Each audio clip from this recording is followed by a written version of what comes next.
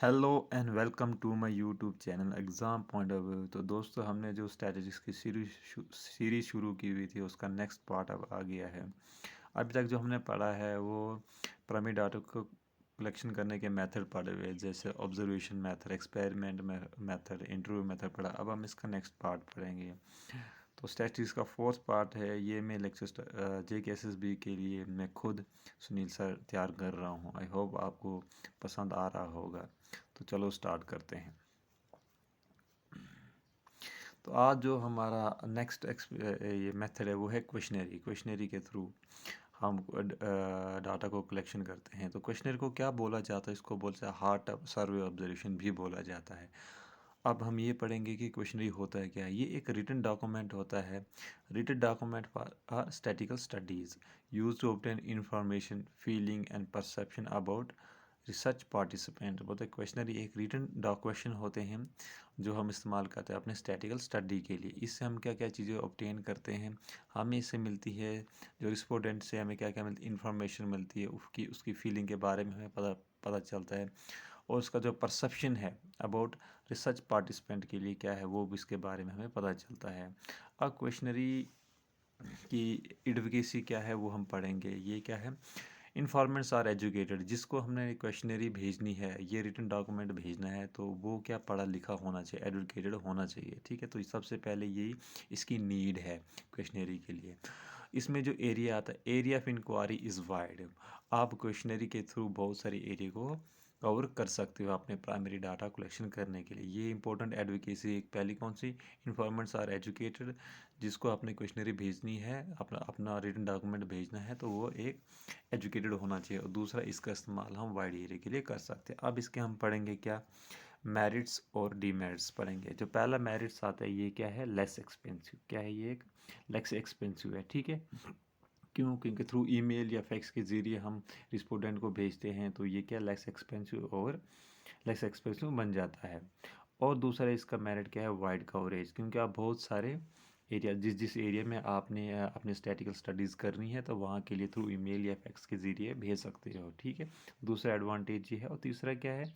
Free from influence of interviewer. जिसका आप जो इंटरव्यू लेने वाला है, ठीक है, उसका वो किस किस टाइप का बंदा है, ठीक है, उसके माइंड में क्या क्या थॉट्स है आपके रिलेटेड, तो उस उसके जो इन्फ्लुएंस है उससे ये क्या है रहता है, बाइस फ्री रहता है। ठीक है, उसके इन्फ्लुएंस से ये बाइस फ्री रहता है। तो ये इम्पोर्टेंट मेरिट्स हमने पढ़े इसके। ठीक है, पहला आपको याद रखना है कि ये लेस एक्सपेंसिव और टाइम कंज्यूमिंग भी नहीं है ये। ठीक है, इसको कम टाइम लगता है कवर करने में। ठीक है, दूसरा क्या, वाइड एरिया में इसका इस्तेमाल कर सकते हो।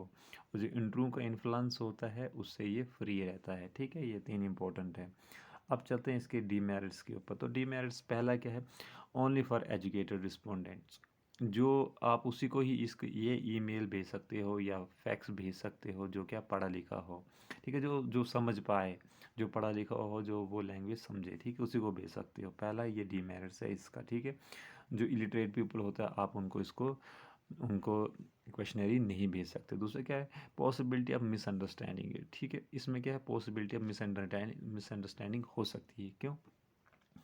फॉर कि आपने जो क्वेश्चनरी भेजा उसमें उसमें क्वेश्चन आपने किसी भी रिलेटेड के थ्रू भेजा हुआ, बट उसने उसका जो इंटरसेप्शन है, जो उसने उसको अंडरस्टैंड किया, वो किसी और लिहाजे से किया हुआ है। तो यहाँ पे पॉसिबिलिटी बढ़ जाती है कि वो मिसअंडरस्टैंड कर सकता है कि आपने किस टाइप का क्वेश्चन पूछा और उसके माइंड में क्या परसेप्शन बना हुआ है। ठीक है, दूसरा ये है इसकी डीमेरिट्स। और तीसरी जो है लेस एक्यूरेसी है इसमें। इस जो में एक्यूरेसी, अब आपने जो क्वेश्चन भेजे हैं, अब उस जो रिस्पोंडेंट है उसका मन है कि वो उसका सही आंसर देना चाहता है या नहीं देना चाहता है। मन हुआ तो सही देगा, ठीक है, नहीं हुआ तो कुछ भी बोल देगा। तो इसमें क्या जो एक्यूरेसी रहती है वो कम रहती है। ठीक है, तो ये इसके मेरिट्स और डिमेरिट्स है क्वेश्चन। एक रिटन डॉक्यूमेंट ये पढ़ लिया, फिर एडवोकेसी पढ़ लिया आपने। अब हम पढ़ेंगे कि इसके प्रिंसिपल्स क्या हैं। Principle of preparation of question है, जब भी आपको क्वेश्चनरी को प्रिपेयर करते हो तो क्या क्या चीज़ें आपने दिमाग में रखनी चाहिए, वो हमको पढ़नी है। Questionnaire should be research oriented. अब पहला, जब भी आप क्वेश्चनरी को बनाते हो तो वो क्या होना चाहिए, रिसर्च ओरिएंटेड होना चाहिए।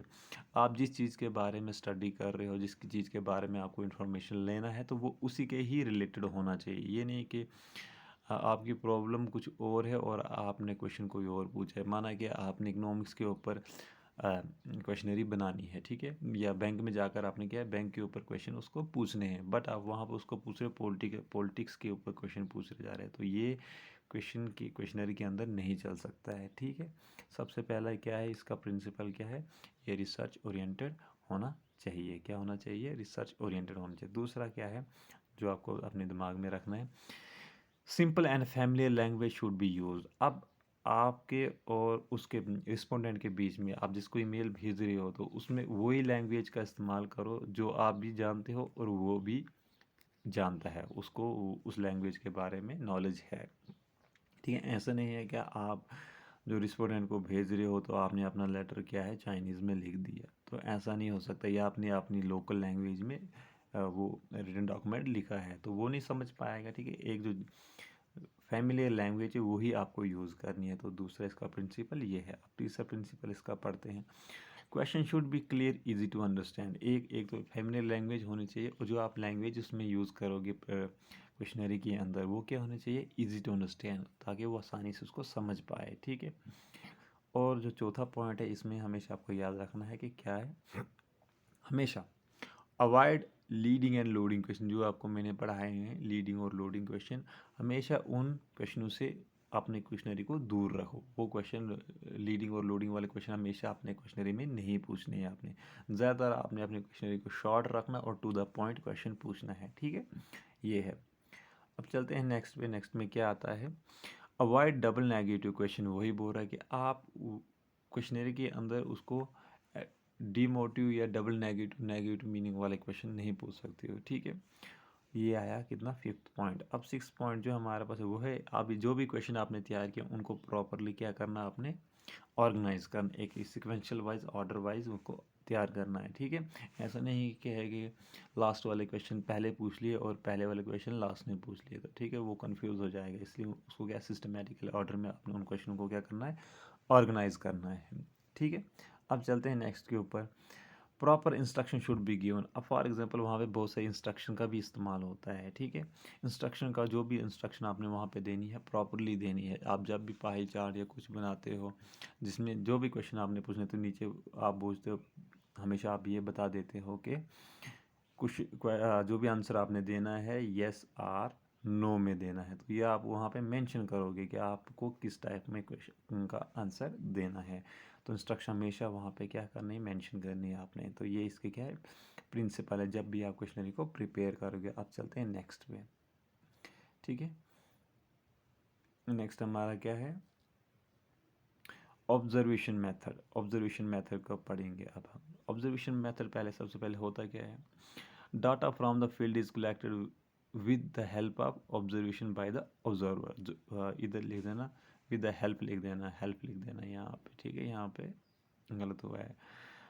जो जहाँ से आप अपना डाटा कलेक्ट करो, जिस फील्ड से कलेक्ट करो, जो ऑब्जर्वर वहाँ पे गया हुआ है वो खुद वहाँ पे ऑब्जर्वेशन करता है कि कौन सा डाटा मुझे लेना कौन सा नहीं लेना है।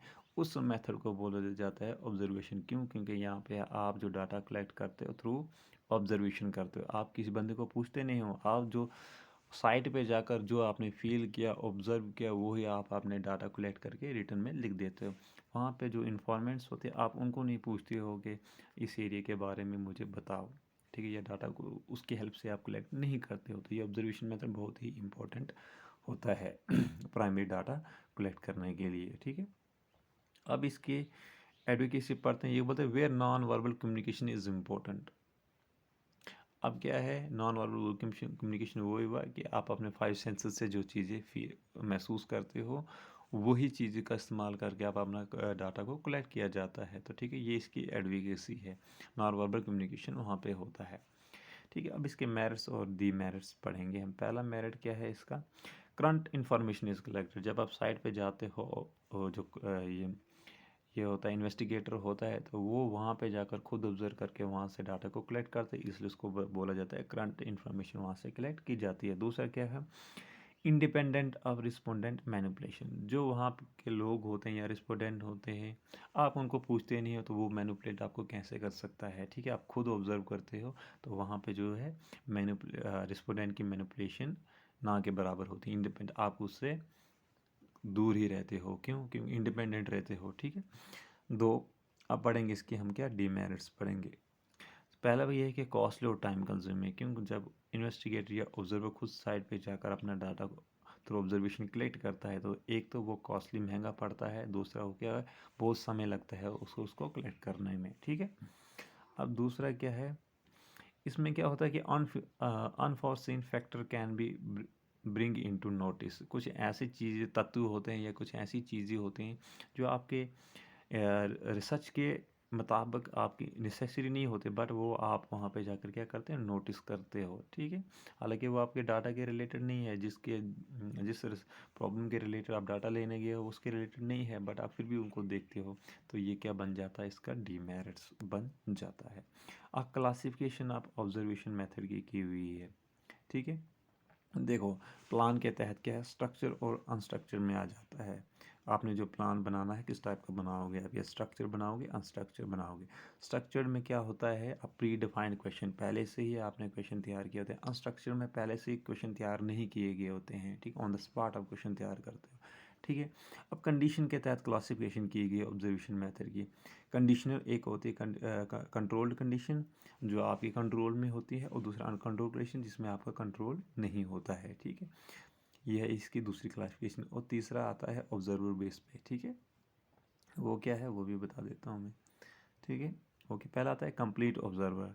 अब यहाँ पे क्या होता है, जो ऑब्जर्वर वहाँ पे जाता है वो पूरी ऑब्जर्वेशन वहाँ पे करता है, तो ठीक है। ऑब्जर्व अगर उसने खुद पूरी ऑब्जर्वेशन की तो उसको बोलते हैं कि उसने खुद ऑब्जर्वेशन मेथड उसने क्या किया है, कंप्लीट ऑब्जर्वेशन की है।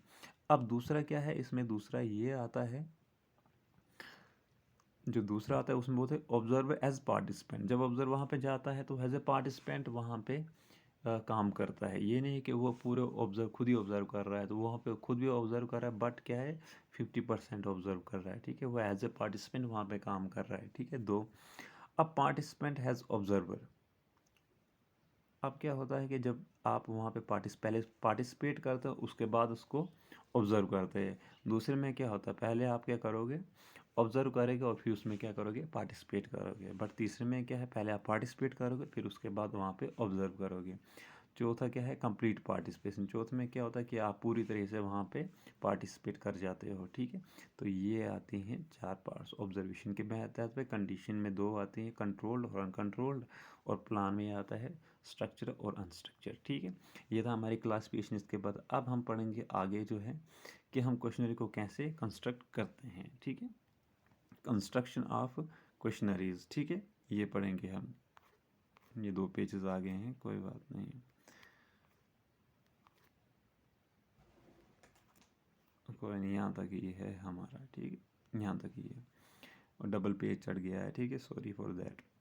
पढ़ते हैं इसकी प्रिपरेशन कैसे करते हैं, कंस्ट्रक्शन कैसे करते हैं। प्रिपरेशन हमने प्रिंसिपल तो पढ़ लिया हमने, प्रिंसिपल से भी क्वेश्चन पूछा जा सकता है और कंस्ट्रक्शन से भी क्वेश्चन पूछा जा सकता है। अब देखो कंस्ट्रक्शन में सबसे पहले क्या है, जो प्रिपरेशन में था आपका जो है रिसर्च ऑब्जेक्टिव आपको पता होना चाहिए कि आप किस सब्जेक्ट के ऊपर काम कर रहे हो। दूसरा दूसरा आपको ये पता होना चाहिए कि आप कौन कौन से क्वेश्चन वहाँ पे पूछोगे, type of question to use, तो ये दूसरा स्टेप बनता है। तीसरा है क्या है, कंटेंट, आप किस टाइप का कंटेंट वहाँ से कलेक्ट कर रहे हो, तो ये आपको अपने कंटेंट के बारे में पूरा नॉलेज होना चाहिए। पहले प्रॉब्लम के बारे में, दूसरा क्वेश्चन कौन से पूछने हैं, और कंटेंट कौन सा लेना है, कौन सा कंटेंट वहाँ से लेना है। तीन, चौथा आता है कौन सा, चौथा आता है हमारा determine the wording of question. जो अब जो अपने क्वेश्चन बनाए उनकी वर्डिंग पे भी ध्यान देना चाहिए। ऐसा नहीं कि वो एग्रेसिव टाइप के हैं, या ऐसा नहीं कि जो दूसरे को समझ ही नहीं आए। आपकी जो वर्डिंग होनी चाहिए वो क्या है, सिंपल और इजी होनी चाहिए, ठीक है।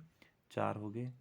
और फिफ्थ जो आएगा इसमें वो ये है, फिफ्थ आएगा determine the sequence of question. अब आप आपने अपना सीक्वेंस भी देखना है। आपने सबसे पहले क्या है इंट्रोडक्शन के क्वेश्चन पूछने, फिर उसके थोड़ा डिटेल में जाना, लास्ट में कंक्लूजन के क्वेश्चन पूछने। तो अपना सीक्वेंस देखना है क्या क्या मैंने अपना सही सीक्वेंस बनाया हुआ है, ठीक है। फिर उसके बाद देखना है लेंथ को भी डिटरमाइन करना। सिक्स पार्ट क्या है, जब भी आप कंस्ट्रक्शन करोगे तो लेंथ देखनी कि अब आपकी इक्वेशन कितनी लेंथ ही बन गई है, ज़्यादा तो नहीं बन गई, बिल्कुल ही शॉर्ट तो नहीं बनाने हैं। आप क्या मीडियम टाइप के क्वेश्चन हमेशा आपको शॉर्ट ही रखने हैं, बट ज़्यादा बिल्कुल ही शॉर्ट नहीं रख देने कि आपको वहाँ से इन्फॉर्मेशन ना मिले।